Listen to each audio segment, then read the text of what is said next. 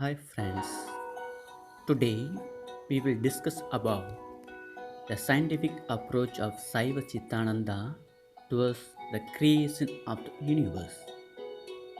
How did the universe come into existence? How were the things in the universe created? To questions like these, scientists come up with certain answers. They claim that small living organisms came into existence through the amalgamation of molecules and they progressively develop into more complex organisms. However, the thesis believes that God is the creator of this universe. The Bible holds that God created the entire universe and all beings in it with the power of the Holy Word. Moreover, in the Bible, the human species is distinguished from other organisms. For God made a human being out of clay and blew out his spirit into the nostrils of the first human being. On the other hand, scientists, relying upon the researches and presumptions, put forward certain explanations for the origin of the universe. Nevertheless, they also earnestly admit that there must be a supernatural element beyond their comprehension which underlies the creation of the universe. Saiva Sittananda, one of the classical metaphysical schools of Tamils, upholds the following principle for certain. What is not there cannot come into existence. What is there cannot go into non existence. Based on this vision of Saiva Sittananda, Dr. M. Devanayagam, a spiritual scientist, classifies the three notions of body, life, soul into six elements. There are universal body and particular body, universal life and particular life, and universal soul and particular soul. He argues at the outset that God did not create the universe out of nothing, and he wonders that if God created the universe out of nothing, then the being of God itself would be reduced to nothingness. On the contrary, he believes that God brought order into the universe by meticulously amalgamating the five fundamental elements of nature, that is, earth, water, fire, air, and space. In that orderly universe, God created the living organism with a single sense, as in the case of tree, plant, and creeper. God also created the living organism with senses ranging from 1 to 5. The entire galaxy is the universal body, and when the body is unified with life, it then becomes a living organism. At this juncture, the following questions would throw light on a better understanding of these philosophical notions. When is the body unified with life? How is the body unified? When life is separated from the body, where does it go? These questions make it obvious that there must be a supernatural element beyond human reasoning, and this attribute that element to God. Saiva Siddhananda is not a Hindu philosophy, but a Tamil philosophy. Western philosophers do not know how to separate the soul from life. They accept Darwin's theory, even though they become believers in God. Tamil philosophy itself is the way to properly realize the principle of creation and the principle of God. Now we have clarification on universal body and particular body. When one questions where is God, the usual answer is God is everywhere. For a cosmic energy called God seems to be permeating the entire cosmos.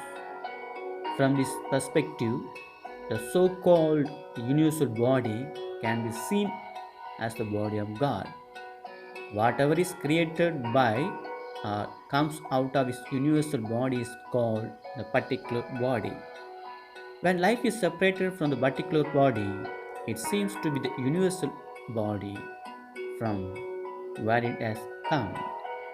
The five cosmic elements, which are components of the entire universe, are also found in the human body and the bodies of other living beings.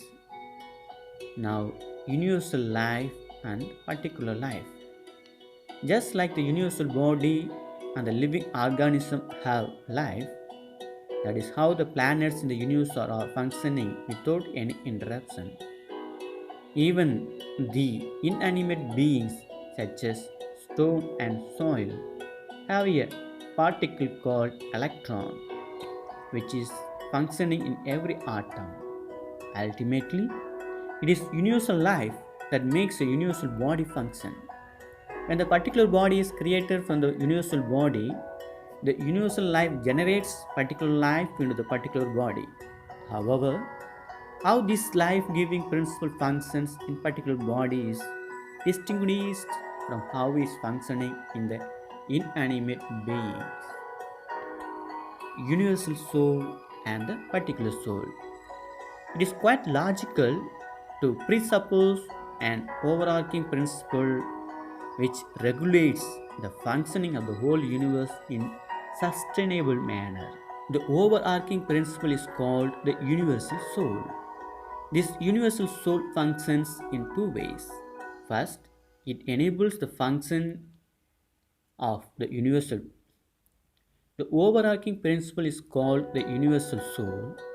This universal soul functions in two ways. First, it enables the functions of the universal body in its rhythmic cycle. Secondly, it creates the particular body from the universal body and enables the particular body to function with the help of the particular life. Thus, it performs the job of creation.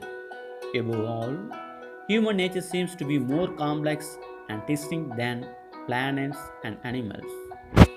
Other living organisms possess only up to five senses, whereas human beings alone are endowed with the sixth sense of reason, and the soul is the cause for this sixth sense. The ultimate being of the universal soul drives the particular soul from within and unifies it with the body. In this connection, the Bible emphatically testifies that human being is created with a distinct feature of reasoning by the very Spirit of God, which God Himself blew out into the nostrils of the first human being. That is why the Bible reiterates that God created human being in His image. Moving back to Saiva Sittananda, just as the universal whole has the power of regulating the entire universe, so also has the particular soul the power to regulate the earth and other beings. When the life goes away from the body, the particular body is unified with the universal body, and the particular life is unified with the universal life, and subsequently, the particular soul is unified with the universal soul. All the same, the soul possesses a free will and a reasoning faculty to use that free will, both of which are provided by the universal soul. The followers of Charles Darwin engage in the ongoing scientific research to explain the origin of the living organism. They fail, however, to show how inanimate objects develop into living organisms.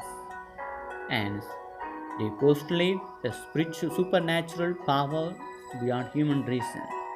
For human reason has a limitation and everything cannot be comprehended by human reasons. And scientists in general are of the same opinion too. But Saiva Siddhananda upholds that the overarching divine power, which is the universal soul, is responsible for the smooth functioning of the entire universe. And this power is beyond human comprehension. This is the scientific approach of Saiva Siddhananda towards the creation of the universe.